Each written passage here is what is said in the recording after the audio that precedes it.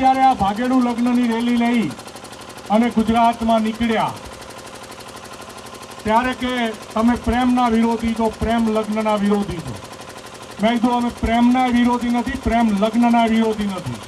પ્રેમ તો ભગવાન છે, પણ 300ના ડુપ્લિકેટ રેબનના ચશ્મા, 200ના લાલ દરવાજાથી એડિડાસ પટ્ટી લખેલા બૂટ પહેરી અને ગામનો ઉતાર 12માની નિશાળની બહાર બેહી રહે અને છોકરી 18 વર્ષની થાય અને 18 વર્ષને 2 દાડે એને ઉપાડીને લઈ જાય, એનું શોષણ કરે અને શોષણ અને લગ્નનું નામ આપે.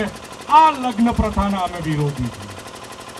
પાટીદાર સમાજે જે આ મુહિમ ઉપાડી છે આ લગ્નની મુહિમ. અને મિત્રો, તમને ગૌરવ થશે પાટીદાર સમાજ ઉપર.